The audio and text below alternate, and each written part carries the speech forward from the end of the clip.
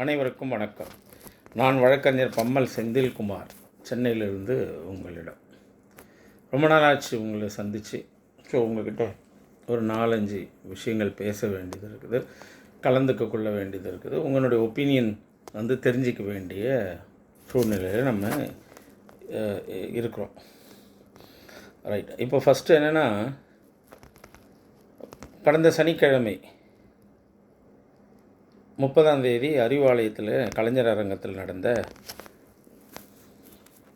Gen Z meeting அப்படின்னு சொல்லி ஒன்றும் வழக்கறிஞர் அணி சார்பாகவும் ஐடி சார்பாகவும் ஒரு கலந்தாய்வு கூட்டம் நடந்தது. அந்த கலந்தாய்வு கூட்டத்தில் பெருசாக வந்தவங்க, தமிழ்நாட்டிலேருந்து வந்த வழக்கறிஞர்களோ பெருசாக பேச வாய்ப்பு கொடுத்துருப்பார். என்ஆர் சார் கொடுத்தாருன்னு சொன்னாங்க. அவர் ரொம்ப வருத்தப்பட்டு பேசினார். எப்படி நம்ம பண்ணணும் போகணுன்றதில் ரொம்ப வருத்தப்பட்டு பேசினதை நான் பார்த்தேன். ஆனால் இந்த ஐடி விங்கனுடைய இப்போது இந்த இந்த முறை திராவிட முன்னேற்ற கழகம் தோற்றதுக்கு ஐடி விங்கனுடைய ஃபெயிலியர் தான் காரணம் அப்படின்றது உண்மை, 200% உண்மை. அந்த ஐடி விங்கனுடைய மாநில செயலர் யாரானா அருமை அண்ணன் கழக பொருளாளர், மாவட்ட செயலராக இருந்து ரொம்ப கஷ்டப்பட்டு அதுக்கப்புறம் உழைத்து நேர்மையாக உழைத்து கட்சிக்காக தமிழின தலைவருக்கு நேர்மையான ஒரு சிஷியனாகவும், தற்போதைய நம்மளுடைய தலைவர் அன்பு தலைவருக்கு நண்பராகவும் இருந்து இன்னை வரைக்கும் அவர் உண்மையாலுமே நேர்மையான பொருளாளர் அருமை அண்ணன் மதிப்பிற்குரிய டிஆர் பாலு அண்ணன் அவர்கள்.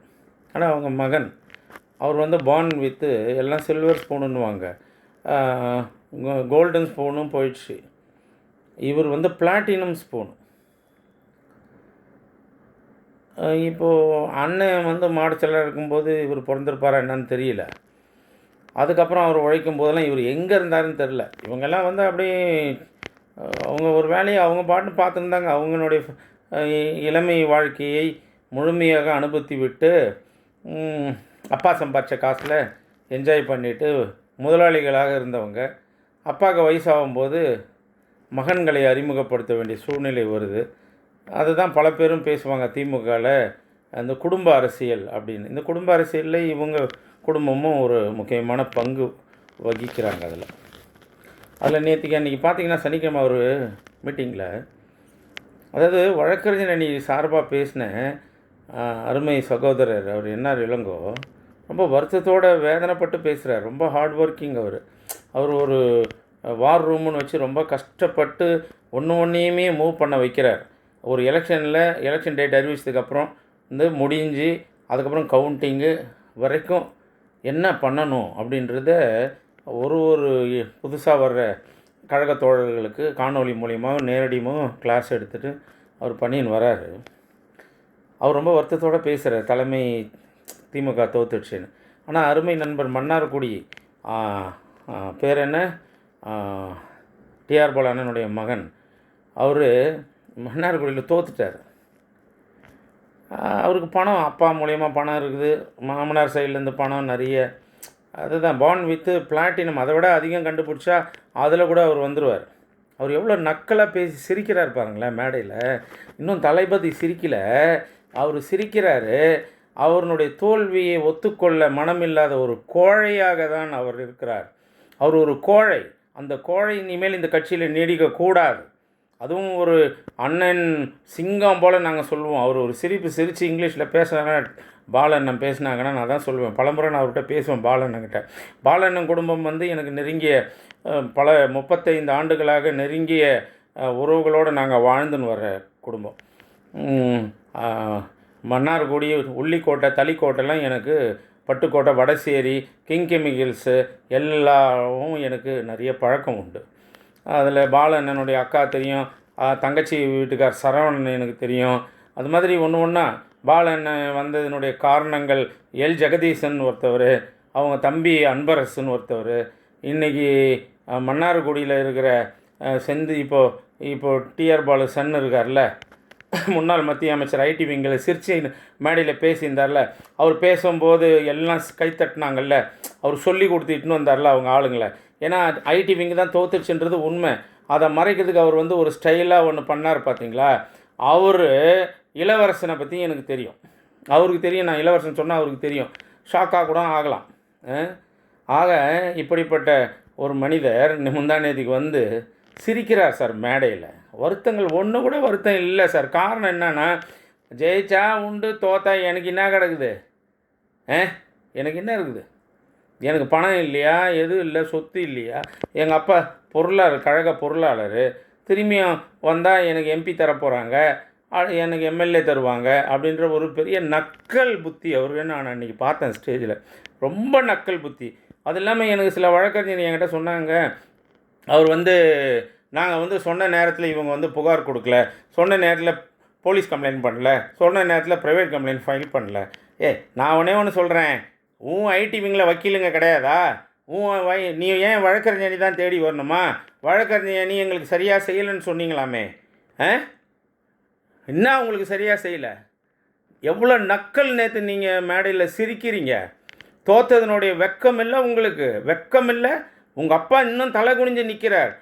அண்ணன் டிஆர்பி அவர்கள் இன்னி வரைக்கும் வேதனைப்பட்டு நிற்கிறார். நீ சிரிக்கிற, கமெண்ட் அடிக்கிற, கோஷம் போடுற, பான் வித்து பிளாட்டினம் ஸ்பூன். உன் கதையில் பாதி கதை மேலே எல்லோரும் எனக்கு சொல்லியிருக்கேன், எனக்கு தெரியும். தயவு செஞ்சு வேணாம், அதெல்லாம் பேச நான் விரும்பலை. சரியா? ரைட். நீங்கள் வந்து ஐடி விங்கில் கிடையாது, தமிழ்நாடு இந்த திமுக அழிக்க முடியாதுன்னு உடனே கைத்தட்ட சொல்கிறீங்க. என்னங்க கைத்தட்டுற இடத்துலையாங்க நம்ம நிற்கிறோம்? கள ஆய்வு கூட்டத்துக்கு வந்துருக்குறோங்க, அறிவாலயத்துக்கு. யோசிக்க வேண்டிய இடத்துல இருக்கிறோம். நம்ம தோற்றதுக்கு காரணம் என்னன்னு மறுபரிசீலனை பண்ண வேண்டிய இடத்துல இருக்கிறோம். ஒரு கழக தோழர்களையும் நீங்கள் வந்து அறிவுரை சொல்ல வேண்டிய இடத்துல நீங்கள் மேலே உட்காந்துக்கிறீங்க. உங்களுக்கு அது முடியலன்னா நீங்கள் ரிசைன் பண்ணிட்டு போங்க. சாதாரண கழக தொண்டர்லேயே உங்களை விட அறிவுகளில் சிறந்தவனும் இந்த ஐடி விங்கை மெயின்டைன் பண்ணணும்னு நிறைய பேர் கீழே உட்காந்துருப்பான். அவன் எவ்வளோ வேதனைப்பட்டிருப்பான் தெரியுமா? பணமும் பதவியும் இருக்குதுன்றதுனால நீங்கள் கிண்டல் பரிகாசம் பண்ணுறீங்க. அப்போ ஐடி விங்க வந்து வழக்கறிஞர் நீ கேவலமாக பேசிட்டு போயினதா பல வழக்கறிஞர்கிட்ட சொல்லியிருக்காங்க. தலைமை இதை கண்டிக்க வேண்டும். யார் இவர்? எத்தனை நாளைக்கு முன்னாடி இந்த கட்சிக்கு வந்தார்? வந்தவொடனே எம்எல்ஏ சீட்டு தரீங்க, வந்தவொடனே மந்திரி பதவி தரீங்க அவருக்கு. இன்றைக்கி கிண்டல் பரிகாசம் பண்ணிட்டு போகிறாரு. தான் செய்த தவறை ஒப்புக்கொள்ளவே இல்லை. இது வரைக்கும் பெண் அமைப்பு அதை இயக்குனவங்க மன்னிப்பு கேட்கல, எங்களால் தான் தவறுன்னு மன்னிப்பு கேட்கல. அதே மாதிரி தான் இந்த ஐடி விங், இதுவும் அதனுடைய சிஸ்டர்ஸ் கன்சர்ன் தான். இது என்ன வந்து கிண்டல் பரிகாசம் பண்ணுறீங்களா? எதிர்க்க தரையில் உட்காந்துக்கிறவன், சேரில் எதிர்க்க உட்காந்துக்கிறவன்லாம் பிள்ளைக்கா பையன் நினச்சினுக்கிறீங்களா? தயவு செஞ்சு அன்பு தலைவர் அவர்களே, இது மாதிரி ஆளுங்க உங்களுக்கு உண்மையான உழைத்தவர் அண்ணன் பெரியவர் இருக்கார், டிஆர்பி அண்ணன், அவங்களெல்லாம் நம்ம மதிக்கிறோம். அவங்க குரல்லாம், அவங்கெல்லாம் ரொம்ப ஒழுக்கமான மனிதர்கள். இன்னை வரைக்கும் அவரால் சிரிக்க முடியல. இவர் வந்து சிரித்து கிண்டல் பரிகாசம் பண்ணுறாரு. கிண்டல் பரிகாசம் பண்ணுற இடத்துல கள ஆய்வு நடக்குது. எங்கன்னா வேற எங்கன்னா ஸ்டார் ஹோட்டல் வச்சுக்கோங்க உன்னுடைய கிண்டல் பரிகாசங்களை. சரியா? நீ ஒரு ஆள் தான் ஐடி விங்கில் வாழணும்னு, நீ ஒரு ஆள் தான் மனிதன்லாம் கிடையாது. கீழே உட்காந்துக்கிறோம் உன்னை விட 10 மடங்கு 100 மடங்கு அறிவாளிகள் கீழே உட்காந்துருப்பான். இந்த கட்சியினுடைய தலை எழுத்து உன்ன மாதிரி ஆளெல்லாம். அதை தான் அன்றைக்கி சொன்ன மாதிரி தான் சொல்கிறேன்னே, முருகர் மாதிரி நாங்கள் சுற்றி நிற்கிறவங்களுக்கு அங்கே இடம் கிடையாது. விநாயகர் மாதிரி உங்களை சுற்றி தலைமையை சுற்றி வர்றவனுக்கு நீங்கள் பதவி கொடுக்கறனால தான் அழிஞ்சு போகணுன்னு சொல்கிறோம். திரும்பி அவன் நக்கலாக பேசுகிறாரு. அந்த நக்கலை இனிமேல் நையாண்டி நிறுத்த சொல்லுங்கள். டிஆர்பி ராஜா இதோடு நிறுத்தி கொள்ள வேண்டும். போங்க, உங்கள் பிஸ்னஸை பாருங்கள். பல விஷயங்கள் பேச வேண்டி வரும். வழக்கறிஞரை கிண்டல் பரிகாசம் பண்ணுறீங்களாமே, என்ன எதுக்கு பண்ணுறீங்க? தவறுகளை ஒப்புக்கொள்கிறவன் தான் திரும்பி இந்த கட்சிக்கு வாழ வைக்க முடியும், இந்த கட்சியை வளர வைக்க முடியும். அன்பு தலைவர்கள் அவர்கள் தயவு செஞ்சு இதை வந்து கூர்ந்து கவனிக்க வேண்டும். ரைட், அடுத்ததுக்கு வருவோம்.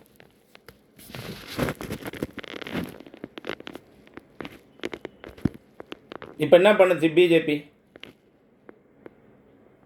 திமுக இருந்த கூட்டணியில் இருந்த விடுதலை சிறுத்தைகள், இந்திய யூனியன் முஸ்லீம் லீக்கு, கம்யூனிஸ்ட் வலது இடது இவங்கெல்லாம் என்றைக்கு வேணால்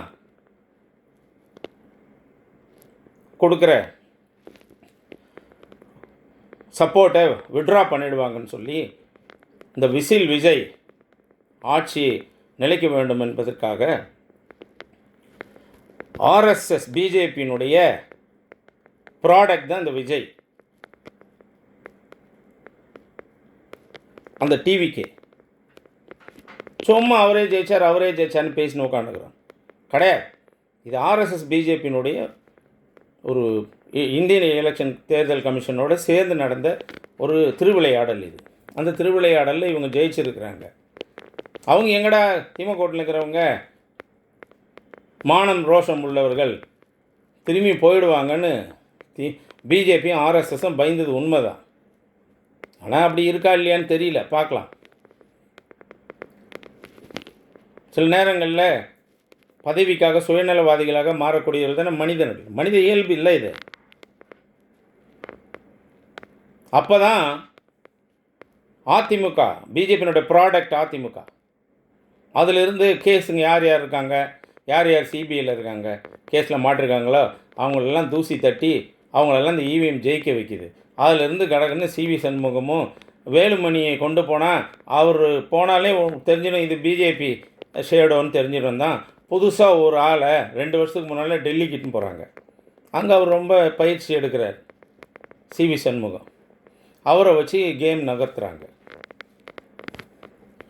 அதில் எடப்பாடி அவர்கள் உண்மையில் நான் சொல்கிறேன், கடவுள் சத்தியமாக சொல்கிறேன்,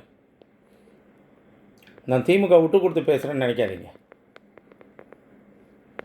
அந்த அம்மா போனதுக்கப்புறம் இந்த பதவி கொடுத்த ஒரு அம்மாவை திரும்பியுமே பதவிக்கு வராமல் இந்த கட்சியிலையும் சேர்க்காம அந்த குடும்பத்தையே இன்னி வரைக்கும் இந்த கட்சிக்குள்ளே வர விடாமல் ஒரு மனிதன் பாதுகாத்து தன் தொண்டர்களை கையில் வச்சுக்கின்னு நிர்வாகிகளை கையில் வச்சுக்கின்னு பொதுச் செயலாளர் இன்னி வரைக்கும் ஜெயிச்சுன்னு உட்காந்துக்கிறான். அவன் தாங்க தலைவர். இன்றைக்கி தமிழ்நாட்டில் சிறந்த தலைவர் எடப்பாடி பழனிசாமி தான். மனசு வலிக்குது. அவரெல்லாம் நான் அப்படிலாம் பேசுனதில்லை. நான் என் தலைவனை மட்டும்தான் தலைவன் சொல்லுவேன் திமுகவில். எடப்பாடியெல்லாம் நான் கன்சிடர் பண்ணதே இல்லை. ஆனால் சில விஷயங்கள் பார்க்கும்போது நேர்மையை ஒத்துக்க தானே செய்யணும். உண்மையை ஒத்துக்கணுங்க. உண்மையை ஒத்துக்காமல் நான் பாட்டுன்னு பொய்ன்னு நான் பொய் சொல்லின்னு இருக்கிறது தப்பு.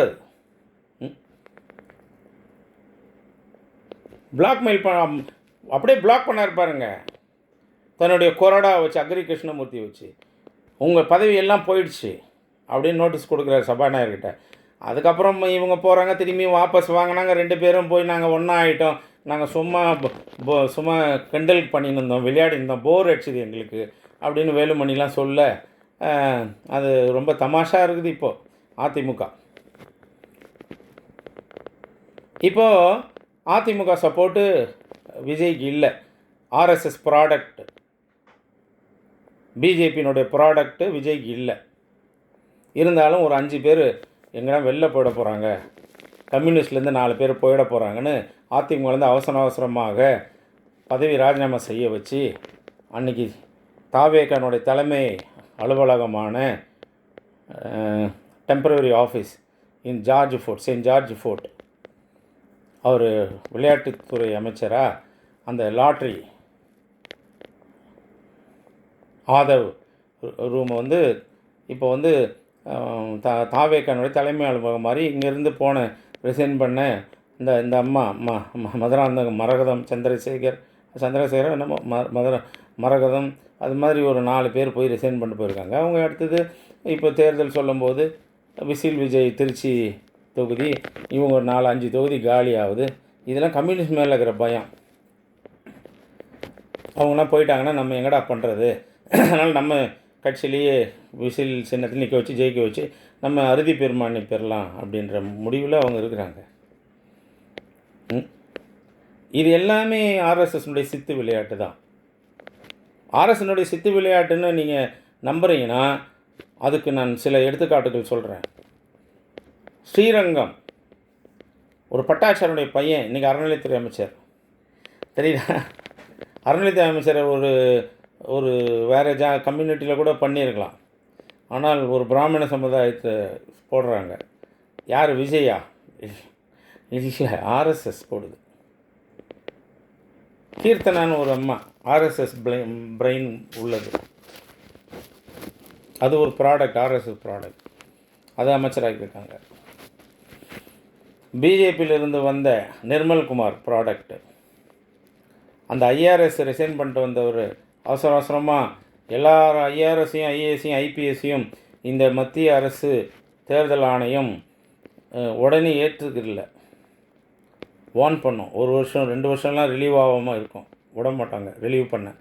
ரிலீவ் ஆக விட மாட்டாங்க. அவங்க சொந்த காரணத்துக்காக ரிலீவ் ஆக விட மாட்டாங்க. ஆனால் இவரை அவசர அவசரமாக ரிசைன் பண்ணி 3ஆவது நாள் அவரை விடுவிச்சிட்டாங்க. ரிட்டைர்மெண்ட் விஆர்எஸ் வந்து அக்செப்டட். உடனே தமிழ்நாட்டுக்கு வர்றாரு. விசில் கிட்ட போய் நேராக ஏர்போர்ட்டை விட்டு நேராக பனையூர் தான் போய் மெம்பர் ஆகிறார். அப்போது எல்லாருக்கும் தெரியுது தானே. ஆக இங்கே அமைச்சர்கள் அத்தனையும் ஆர்எஸ்எஸ்னுடைய ப்ராடக்ட். அப்போ இது யார்? இந்த விசில் விஜய்னுடைய ஆட்சி யாருடைய ஆட்சி? ஆர்எஸ்எஸ் பிஜேபியினுடைய ஆட்சி. தயவு செஞ்சு ஒத்துக்கோங்க, சரியா? ரைட், அடுத்தது வருவோம். முதலமைச்சர் திருச்சி விஜயம் நேற்று. பாவம், அவர் ஆட்சியிலே அவரே போலீஸுக்கு உள்ளாட்சி அவர் தான் கையில் வச்சுன்னுக்கிறார். அவரால் ரோட் ஷோ போக முடியல. அவருக்கே பயமாக இருக்குது. ஐயோ, திரும்பி கும்பலம் சேர்த்துட்டா மொத்த பழி நமக்கு வந்துடுமே. போன முறை கரூர் 41 பேர் செத்ததுக்கு சிஎம் மேலே போட்டோம்ல, செந்தில் பாலாஜி மேலே போட்டோம்ல, இந்த முறை செத்த யார் மேலே போகிறது? நம்ம மேலே வந்துடுமே பழின்னு. அதே மாதிரி கூடாரம் அமைச்சு அந்த கூடாரத்துக்குள்ளே பேசுகிறார். என்ன பேசுகிறாருன்னா, ஒரு முதலமைச்சராக நன்றி சொல்லிட்டு வந்திருக்கலாம். திரும்பியும் நான் ஒரு வேட்பாளர் நிறுத்துகிறேன், அவர்களை நீங்கள் வெற்றி பெற வையுங்கள், எனக்கு நானே இருப்பதாக சொல்லி நினைத்து கொள்ளுங்கள் அப்படின்னா அவர் அதை பேச முடியாது. ஏன்னா அவருக்கு ஸ்கிரிப்ட் வந்து ஆர்எஸ்எஸ் தான் கொடுக்குறாங்க. இப்போ என்ன அவங்களுக்குன்னா, ஆர்எஸ்எஸ் பிஜேபியினுடைய அஜெண்டா 2 நிறைவேறிடுச்சு. ஒன்று, அதிமுகவை சின்ன பண்ணமாக ஆக்கிட்டாங்க. ப்ரீ போலிங்கு, எக்ஸிட் போலிங்கு, ஆஃப்டர் கவுண்டிங்கு, இப்போ வந்து அசிங்கமாக அதிமுககாரங்களே அவங்களே தன்னை அசிங்கப்படுத்தி பண்ணிக்கினாங்க. விடுதலை சிறுத்தைகளில் முடிச்சிட்டாங்க கதையை. அது ஆல்ரெடி ஆதவர்ஜனா சொன்ன மாதிரி, அண்ணா திருமாண்ணா உங்கள்கிட்ட 5 பேர் தாங்கிறாங்க, மீதி எல்லாம் என்கிட்ட தான் இருக்காங்கன்னு விடுதலை சிறுத்தைகள்கிட்ட துணை பொதுச் செயலாளராக இருக்கும்போது மொத்த ரெக்கார்டையும் அத்தனை நிர்வாகிகளுடைய கான்டாக்டையும் அவர் பயன்படுத்தி அது மூலயமா அவர் பண்ணியிருக்காருன்றது தேர்தலில் கள நிலவரத்தில் நேரடியாக தெரிஞ்சுது, கவுண்டிங்கில் தெரிஞ்சுது. ஆக்சுவலாக எத்தனை விடுதலை சிறுத்தைகள் உழைச்சாங்க கவுண்டிங்கில் விசில் ஜெயிக்கணும் போது எங்களுக்கு ஷாக்கிங்காக இருந்தது. அப்போ தான் தெரிஞ்சுது கவுண்டிங்கில் ஒரு மணி நேரத்தில் தெரிஞ்சிடுச்சு, ஓ விடுதலை சிறுத்தைகள் வந்து ஓட்டு மாறிடுச்சா அப்படின்ற மாதிரி தான். இப்போ அவர் தான் உடைச்சிட்டாங்க, முடிஞ்சிச்சு. இப்போ அடுத்தது என்ன அவங்களுக்கு? திமுக உடைக்க முடியாது. இது பணங்காட்டு நரி, சலசலப்பு கஞ்சாதுன்ற மாதிரி யாருங்க வந்து போக மாட்டாங்க. பரம்பரையாக திமுகலே இருப்பாங்க. இப்போ என்ன, அவங்கள ஒன்றும் பண்ண முடியல, திமுக தலைமைக்கு ஒரு எதிராக ஒரு எழுச்சி வரும்லாம் நினச்சாங்க. அது எப்படி வரும்? இவிஎம்மு, பிஜேபி, ஆர்எஸ்எஸ்ஸு, இந்திய தேர்தல் கமிஷன், இவிஎம் மூலியமாக நடக்கிற ஆட்சி அப்படின்னு உலகத்துக்கு கொஞ்சம் கொஞ்சமாக தெரிய வரும். நான் சொன்ன மாதிரி ஒரு பில்லு நாங்கள் பாஸ் பண்ணுறதுக்கு சப்போர்ட்டு அருமை தலைவர் செய்திருந்தால், நாங்கள் ஓட்டு போடாமல் வெளியில் வந்திருந்தாலும் எம்பிக்கள், இல்லை ஓட்டு சாதகமாக போட்டு வந்திருந்தாலும் இன்றைக்கு அருமை தளபதி அவர்கள் இன்றைக்கி முதலமைச்சராக இருந்திருப்பாங்க. ரைட், அது வரல, விடுங்க. அது ஒரு சூதாட்டம். அந்த சூதாட்டத்தில் நாங்கள் ஜெயித்தோம், ஆனால் தோக்கலை. வேறு ஒருத்தர் வந்து உட்காந்துக்கிறார் முதலமைச்சராக. ரைட்டு, இருக்கட்டும். அவர் போய் பேசுகிறாரு. இன்னும் அவர் கொடுக்குற இன்றைக்கி கூட அவர் கொடுத்த ஸ்கிரிப்ட் ஆர்எஸ்எஸ் தான். நீ உன்னை முதலமைச்சராக வச்சுன்னுக்கிறதே, நான் செய்யக்கூட திட்டங்கள் இது மாதிரி, என்னுடைய ஆட்சியில் நான் மின்சாரத்துக்கு ஃப்ரீன்னு கையெழுத்து போட்டேன், விவசாயிகளுக்கு கடனை தீர்த்து விட்டேன் அப்படின்னு ஒரு டுபாக்கூர் திட்டங்களில் சைன் பண்ணார்ல, அதை பற்றிலாம் நீ பேசக்கூடாது. நீ திரும்பியும் வந்து எங்களுடைய ஏவல் படையாக, என்னுடைய ஏவல் படையின் தலைவனாக நீங்கள் தொடர்ந்து செயல்படணும். பிஜேபியினுடைய போர்ப்படை தளபதியாக நீ செயல்படணும். நீ வந்து உனக்கு சிஎம் ஆசையை காட்டிட்டோம். உனக்கு பார்த்தா கான்வாய் பார்த்தா அப்படி இருக்குது. ஐஏஎஸ் ஆஃபீஸர் வீட்டுக்கு வரான், ஐபிஎஸ் ஆஃபீஸர் வீட்டுக்கு வரான், உன்னோட ஒரு நடிகை வரான், அந்த நடிகைக்கு போலீஸ் எஸ்கார்டு போகுது, உங்கள் அப்பா அம்மா வீட்டுக்கு போலீஸ் எஸ்கார்டு போட்டிருக்கிறாங்க, உன் நண்பர்கள் எல்லாம் மந்திரி ஆகிட்டாங்க. இப்போ நீங்கள் எல்லாம் சாயந்தரம் 7 மணி ஆனால் குஜாலாக என்ன பேசுகிறீங்க?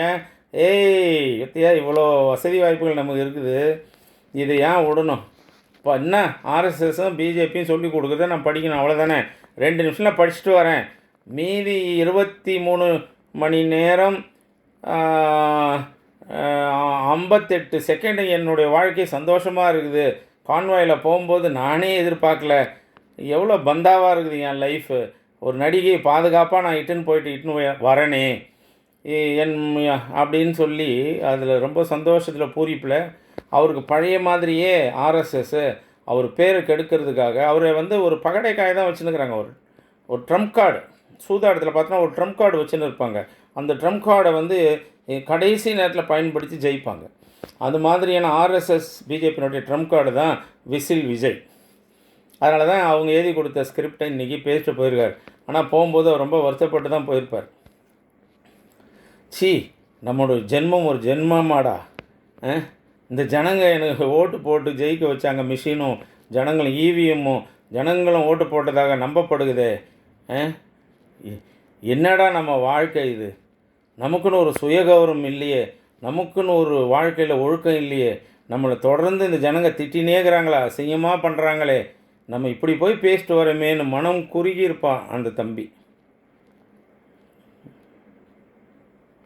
கடவுள் சத்தியமாக அது இவர் பாவம், இவர் இல்லை, ஆர்எஸ்எஸ் எழுதி கொடுத்த ஸ்கிரிப்ட்.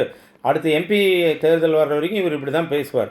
திமுகவை வேறு வழியில் அழிக்க முடியல. அதிமுக அவங்களுடைய அஜெண்டா ஆர்எஸ்எஸ் அழிச்சிடுச்சு. திருமாவளவன் முடிச்சிட்டாங்க, கம்யூனிஸ்ட்டு காங்கிரஸ் எல்லாத்தையும் முடிச்சிட்டாங்க இந்த தேர்தலில். அதிமுகவும் முடிச்சிட்டாங்க. இப்போ திமுகவை உருக்குலைக்க முடியாது, சிதைக்க முடியாது. இன்றைக்கி கூட திமுக தோற்றதுக்கப்புறம் பல கட்சியிலேருந்து தலைவர்கள் வந்து மாவட்ட செயலர்களும் முன்னாள் அமைச்சர்களும் முன்னாள் எம்எல்ஏகளும் வந்து சேர்ந்துனுக்கிறாங்க. அப்போது இவனை பற்றி பேசுகிறதுக்கு யார்? நம்ம இப்போ பேசினா எம்பி எலெக்ஷனில் பிஜேபி மேலே பேர் கெட்டுடும் அப்படின்னு அவங்க ஆளுங்களை யாரையும் விடாமல் ஒரு ட்ரம்ப் கார்டாக விசில் விஜயை வச்சுன்னு இன்றைக்கி கூட பேச வச்சுருக்காங்க. அது விசில் விஜய் பேச்சு இதுதான். இது தெரியாமல் பல பத்திரிகைகள் தெரிஞ்சு பேசுகிறாங்களா தெரியாமல் பேசுகிறாங்களா தெரியல. இவர் இன்னும் ஆங்காரத்தில் பேசுகிறாரு, அதில் பேசுகிறாருன்னு. உங்களுக்கு புரியலையா? அவர் சதி வலையில் சிக்கின்னு மாட்டின்னுக்கிறாருங்க. அவர் அப்படி தான் பேச முடியும். அவருக்கு ஸ்கிரிப்ட் அப்படி தான் வருது. திடீர்னு ஒரு நாள் ஸ்கிரிப்ட் மாற்றி திமுக நல்ல கட்சி, திமுக வாழ்கன்னு எழுதி கொடுத்தா அதையும் அவர் பேசிடுவார் திடீர்னு. அருமை அண்ணன் தளபதி மாதிரி ஆட்சி செய்ய முடியாது, என்னால் இது செய்ய முடியல, நான் அரசியல் விட்டு விலகுகிறேன்னு ஒன்று எழுதி கொடுத்தா அதையும் வந்து பேசிட்டு தான் போவார். ஸ்கிரிப்டையே பார்த்து பழகணும் சார். பிறந்ததுலேருந்து அவங்க அப்பா ஸ்கிரிப்டில் பிறந்தவர், அவங்க அம்மா ஸ்கிரிப்டில் பிறந்தவங்க, அவர் ஸ்கிரிப்ட்லேயே பிறந்து வளர்ந்தவர். அவருக்கு தேவை ஸ்கிரிப்டு தான், ரியாலிட்டியாக அவருக்கு கிடையாது. ரைட், விடுங்க, விசில் விஜய் கதை போதும். அடுத்தது அண்ணாமலை ஆர்எஸ்எஸ் நாடகம். விசில் விஜய்க்கு அசிங்கமாகிடும். சைமல்டேனியஸாக விசில் விஜயை திமுக இப்போது பெருசாக திட்டுறதில்ல, போகிறதில்ல. இனிமேல் நம்ம சைட்லேருந்து பிஜேபியிலேருந்து திட்டினா அது நல்லா இருக்காது. திடீர்னு விசில் விஜய் ஏதாவது தனிப்பட்ட முடிவு ஏதாவது எடுத்துகிற போகிறாப்புல தனக்கு தானே அப்படின்னு ஒரு பயம் அவங்களுக்கு இருக்குது. ஒரு குச்சியை வளைக்கலாம், திடீர்னு உடச்சிருச்சுன்னா உடஞ்சிடும். ரொம்ப வளைச்சா உடஞ்சிடும்ல, அப்படி தான் பொறுமையாக வளைக்கிறாங்க. திடீர்னு உடஞ்சிச்சுன்னா எதாவது ஆகிடுமே, பழி போயிடுமேன்னு பயப்படுறான் ஆர்எஸ்எஸ். அதனால தான் இன்றைக்கி அமித்ஷாவை கூப்பிட்டு ஒரு நாடகம் தயார் பண்ணுறாங்க. அனில் அண்ணாமலை, விசில் விஜய் மாதிரி அனில் அண்ணாமலை. இந்த அனில் அண்ணாமலை வந்து பிஜேபி கூட எனக்கு விருப்பம் இல்லை, என்னை ஒதுக்கிட்டாங்க, நான் கட்சியை விட்டு விலகுகிறேன் அப்படின்னு ஒரு ட்ராமா ஸ்டார்ட் பண்ணியிருக்காங்க.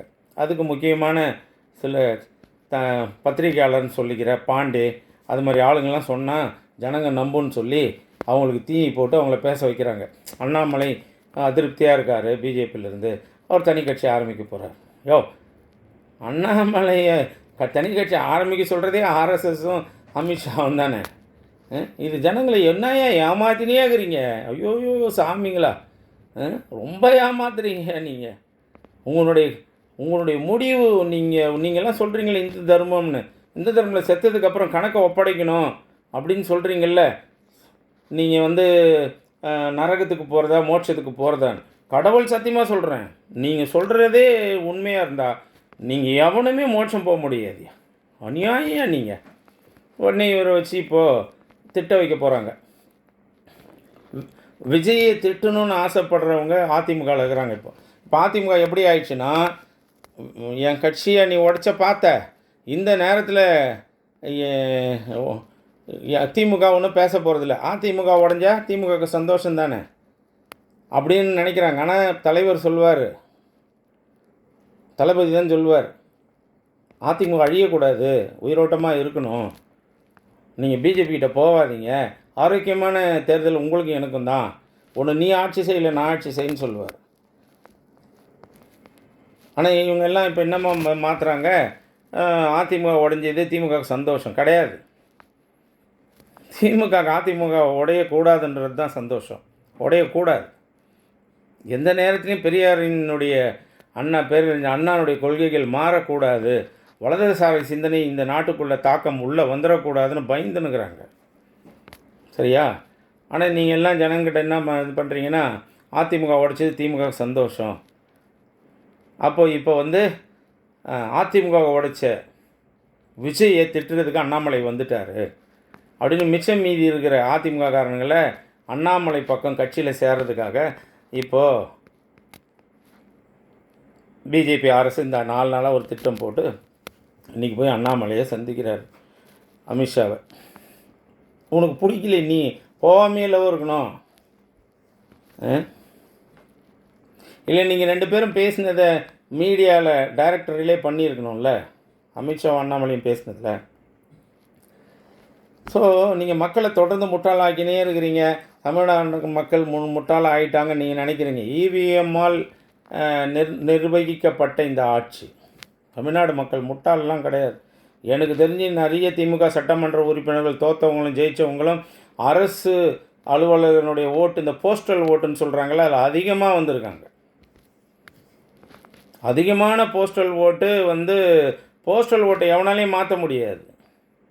போஸ்டல் ஓட்டு தன் ஒரு மனிதன் தானாகவே பேனா எடுத்து டிக் பண்ணுறது, அது இவிஎம் மாதிரி மாற்ற முடியாது. ஆக அந்த போஸ்டல் ஓட்டெல்லாம் நீங்கள் பார்த்தீங்கன்னா நிறைய திமுக ஜெயிச்ச கேண்டிடேட்டையும் கேட்டிருக்கேன், தோற்ற கேண்டிடேட்டையும் கேட்டிருக்கேன். அந்த போஸ்டல் ஓட்டில் நம்ம தான் அதிகம் வாங்கியிருக்கோம். அப்போது என்றைக்கு நீங்கள் போஸ்டல் ஓட்டில் அதிகம் வாங்கினீங்களோ இவிஎம்மில் நம்ம தான் வாங்கியிருப்போம். ஆனால் இவிஎம் சதி செய்தது தான் உண்மை. ஆக இப்போ அண்ணாமலை புது கட்சி ஆரம்பிக்கிறாராம். இப்போ அவரை வச்சு விஜயை திட்ட வைப்பாங்க, திட்டத்தான் போகிறாங்க. ஏன்னா அவருக்கு ஒரு தனி இது கிடையாது, என்ன சொல்கிறேன், ஒரு மாண்பு எதுவுமே இல்லை அவருக்கெலாம். அவர் எட்டாங்கவுத்தான்னு பேசுகிற ஒரு தம்பி. அவர் திமுக தலைவர் மாதிரி ரொம்ப மாண்போடு நடந்துக்கக்கூடிய ஆள் இல்லை. அவர் எந்த லெவலுக்குன்னா இறங்கக்கூடியவர். இப்போ விஜய்க்கு அவருக்கும் சரியாக இருக்கும் போட்டி. இப்போ தமிழ்நாடு அடுத்தது எப்படி மாறப்போகுதுன்னா, அண்ணாமலை அவர் ஒரு கட்சியை ஆரம்பிக்கும்போது இனிமேல் எனக்கும் விஜய்க்கும் தான், விஜய் நான் சொல்கிற பாரு, எனக்கும் அண்ணாமலைக்கும் தான், திமுகலாம் போயிடுச்சு எடப்பாடி மாதிரின்னு பேசுகிற இப்போது ரெடி பண்ணியிருக்காங்க. இப்போது சூதாட்டத்தில் யார் வரப்போகிறா, அண்ணாமலை வரப்போகிறாரு, விஜய். இவங்க 2 பேரும் என்ன சொல்ல போகிறாங்கன்னா, எனக்கு விஜய் தான், விஜய் தான் போட்டி, விஜய் என்ன சொல்ல போகிறேன், எனக்கு அண்ணாமலை தான் போட்டி அப்படின்னு இன்னும் ஒரு 6 மாதத்தில் பேச ஆரம்பிப்பார். இது எம்பி எலெக்ஷனுக்கு போகும். ஏடிஎம்கே மாதிரி திமுக எங்களுக்கு ஒரு கட்சியே இல்லை, திமுக அழிஞ்சிச்சுன்னு ஒரு இது கான்செப்டை இந்த ஜனங்கள் மத்தியில் பரப்புவாங்க. இந்த ஆதவர்ஜனா நிர்மல் மாதிரி ஆளுங்க, இந்த ஜான் எவனோ ஒருத்தன் இருக்கான், இவன்லாம் சேர்ந்து திமுக பலம் இழந்து விட்டது, கூட்டணி போயிட்டனால பலம் இழந்துடுச்சு, ஃபேமிலிக்குள்ளே ப்ராப்ளம்மு.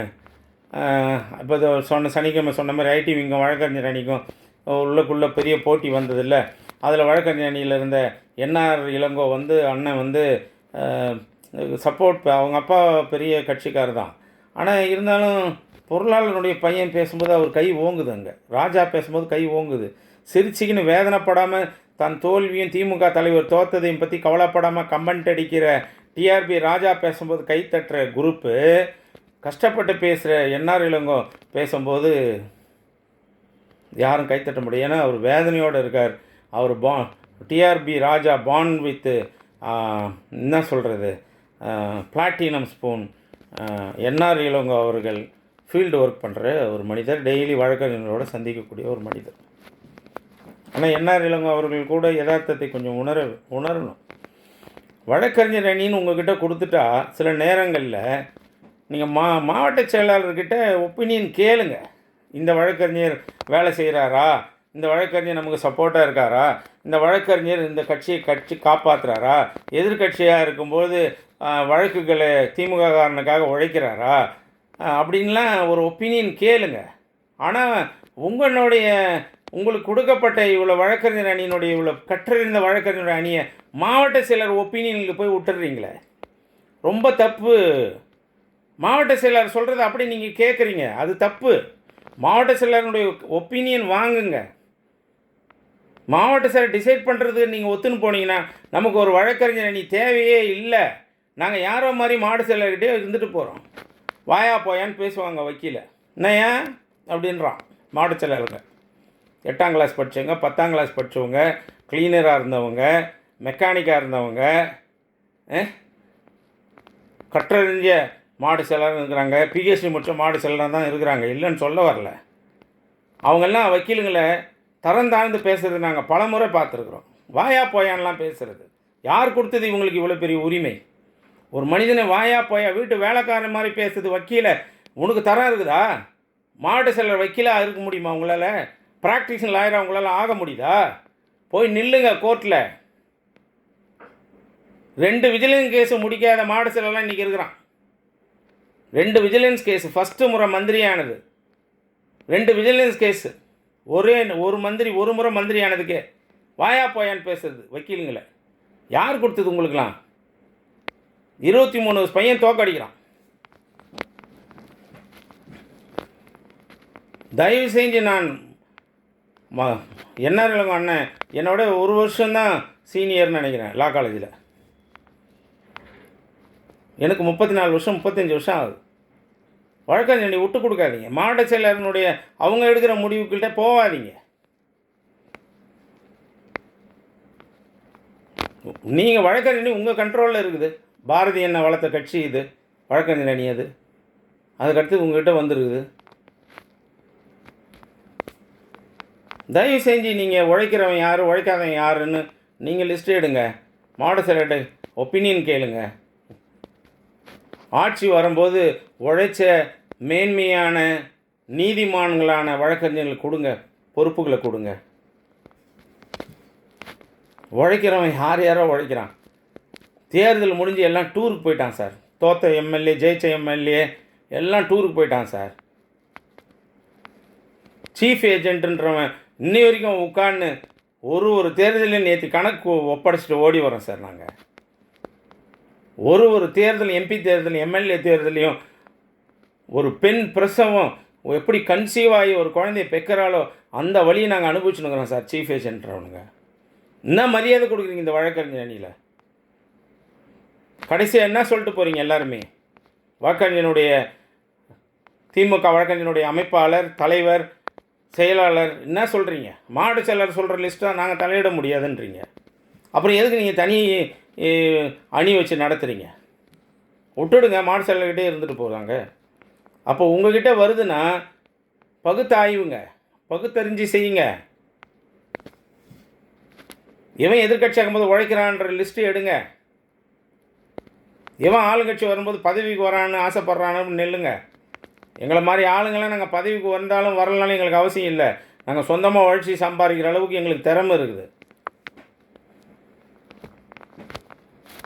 ஐடி எங்களுக்கு சிரிக்கிறார் டிஆர்பி ராஜா. பழியை வழக்கறிஞர் அணி மேலே போடுறாரு. நாங்கள் ஏற்கனவே புகார் கொடுத்து இவங்க யாரும் செயல்படலை சார். நான் ஒன்றே சொல்கிறேன், கொஞ்சம் கேளுங்க சார். இந்த கட்சி இன்னும் திரும்பியும் பழைய கட்சியே தாங்குது சார். இதே அலுமினிய குண்டான மாதிரி தாங்குது இது. திரும்பி இதை யாரும் சரி பண்ண முடியாது. இந்த புதுசாக ஒரு காங்கிரஸ்லேருந்து ஒரு பையனை வர வச்சுக்கிறேன், ஒரு இஸ்லாமிய சமுதாய தம்பி. அவன் என்னென்னமோ பேசுகிறான். அவன் பேசுறதுலாம் நமக்கு அட்வர்ஸாக இருக்குது. எனக்கு தெரிஞ்ச அவன் ஒரு ஆர்எஸ்எஸ் ப்ராடக்ட். அவன் சொல்கிறான், அன்றைக்கி நான் போன வீடியோவில் சொன்ன மாதிரி, நான் ஒரு ஆள் போன உடனே சிஎம் 10 நிமிஷம் வெயிட் பண்ண எனக்கு தெரியுமான்வான் அப்படின்னு சொல்லுவான்னு நான் சொன்னேன். அவன் சொல்கிறான் 1.5 மணி நேரம் என் கூட பேசின்னு இருந்தாருன்றான். ஒரு காங்கிரஸ்லேருந்து வர்ற ஒரு மொழிபெயர்ப்பு பண்ண ஊர் ஆள் அவனை உடனே தூக்கி வச்சு 1.5 மணி நேரம் சிஎம் பேசுகிறீங்க. இது வரைக்கும் நாங்கள் உழைக்கிற யாருக்கிட்டையாவது நீங்கள் பேசியிருக்கீங்களா? நியாயம் தர்மம் கேட்குறவங்களுக்கு உங்களுக்கு பிடிக்காதா? உண்மையை பேசுகிறவங்களுக்கு உங்களுக்கு பிடிக்காதா? உங்கள் தலைமைக்கு திமுகவுக்கு பிடிக்காதா? தப்பு சார் இதெல்லாம். அவனை மாதிரி ஆளுங்கெல்லாம் தயவு செஞ்சு பேசுறது நிறுத்த சொல்லுங்கள். அட்வர்ஸ் ஆகுது. அவனும் ஆர்எஸ்எஸ் ப்ராடக்ட். அதிகபட்சமாக ஆர்எஸ்எஸ் ப்ராடக்டை தான் நம்ம விலை கொடுத்து வாங்கின்னு பேச வச்சுன்னுக்கிறோம். தயவு செஞ்சு அன்பார்ந்தவர்களே, தயவு செஞ்சு தலைமைக்கு சொல்கிறேன்னா, நீங்கள் இன்னும் உங்களை மாற்றிக்க தயாராக இல்லை. தயவு செஞ்சு மாற்றிக்கோங்க. தலைவர்கள் உங்களுடைய சோகத்திலிருந்து விடுபட்டு வெளில வாங்க, களத்தில் இறங்குங்க. எதுக்கு வழக்கறிஞர் ஐடிவிங்க ஒன்றா உட்கார வச்சு மீட்டிங் போடுறீங்க? ஒரு படித்த கற்றறிந்த வழக்கறிஞர் சுப்ரீம் கோர்ட் போகிற வக்கீல் பேசும்போது மனவேதனையோடு பேசுகிறார். ஒரு பொருளாளனுடைய மகன் தன்னை கிண்டலாக பேசுகிறார். அவர் கிண்டலாக பிறந்தார், பார்ன் வித் பிளாட்டினம் ஸ்பூன். கள ஆய்வா இது பேர் கள ஆய்வா? எத்தனை பேர் வெளில வந்து இன்னும் அசிங்கமாக பேசினுக்கிறான் தெரியுமா? யாரால் தோற்றது யாரால் ஜெயிச்சதுன்னு நிரூபிக்கிற இடமா? மாநில செயலாளர்களுக்குள்ள நீ பெரியவன நான் பெரியவனான்னு நிர்ணயிக்கிற இடமாங்க அந்த கள ஆய்வு. இந்த மொத்த வீடியோவும் கழக தலைவர் பார்க்கணும். இதில் யார் தவறு செய்தாங்களோ அவங்கள தண்டிக்கணும். அவங்கள அந்த பதவியிலேருந்து எடுங்க தயவு செஞ்சு. மனவேதனையோடு நான் சொல்கிறேன், தலைவர்கிட்ட சொல்கிறேன். தாக்குப்பிடிக்கிறதுக்கு தான் தாக்குப்பிடிப்பான். அதுக்கப்புறம் எனக்கு எந்த கட்சியும் சேர மாட்டான் திமுக. நாங்களாம் எங்கேயும் சேர்ந்ததில்லை, சேர மாட்டோம். ஒதுங்கி போயிடுவோம், அவ்வளோதான். ஒதுங்கி போயிடுவோம். இன்னைக்கு கூட போய் உட்காந்து இவ்வளோ வெயிலில் 2 மாதம் தேர்தல் வேலையை செஞ்சுட்டு வரோன்னா அந்த ராணிப்பேட்டை காந்தி என்று உழைச்ச மனிதன், வயதானவன், அவனுக்காக உழைக்கணும்னு போய் உழைச்சிட்டு வந்துருக்கேன். இன்னும் அங்கீகாரம் உங்களை எனக்கு கிடைக்க போகுது? சட்டத்துறை எனக்கு கொடுக்க போகிறீங்களா?